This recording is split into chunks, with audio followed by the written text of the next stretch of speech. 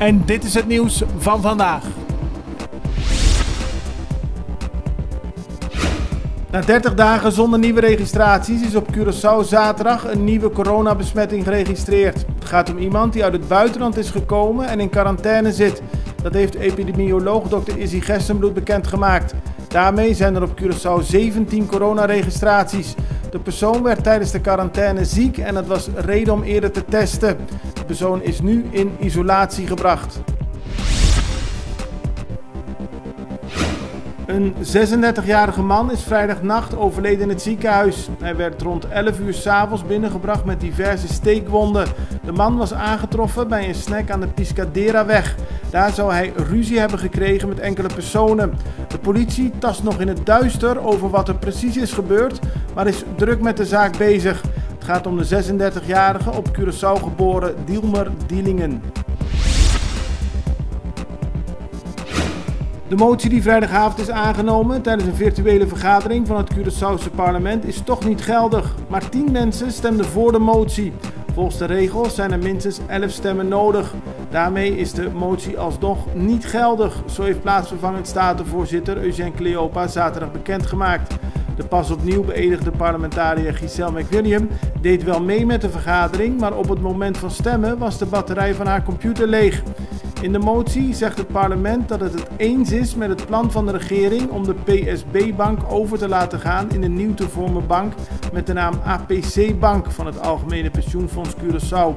Ook de Girobank zou hierin ondergebracht moeten worden. Onderzoeksbureau Linkels & Partners heeft een onderzoek uit laten voeren waarin meer dan 1300 Curaçaoënaars hebben aangegeven welke staatkundige structuur hun voorkeur heeft. Daarbij was opvallend dat een groot aantal mensen graag zou zien dat Curaçao een bijzondere gemeente van Nederland wordt, vergelijkbaar met de BES-eilanden. Daarentegen is de status van autonoom land binnen het Koninkrijk veel minder populair dan bij het referendum van 2005. Het aantal mensen dat graag zou willen zien dat Curaçao onafhankelijk wordt is ongeveer gelijk gebleven en net als in 2005 niet groot. De Extra opent vandaag met het bericht dat aanstaande vrijdag een zaak zal worden behandeld onder de naam Netflix.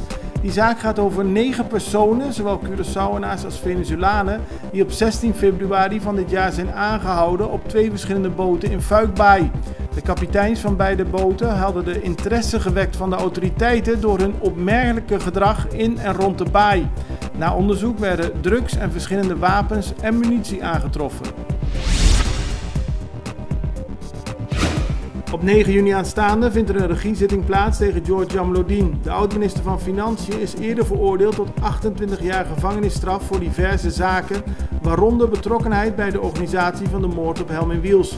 Ook gaat het om een zaak waarin hij wordt verdacht van het verduisteren van 450.000 gulden. Jamlodine is tegen de veroordeling in beroep gegaan. Dat beroep wordt behandeld op 10, 11 en 12 juni. Een dag daarvoor, 9 juni, vindt de regiezitting plaats.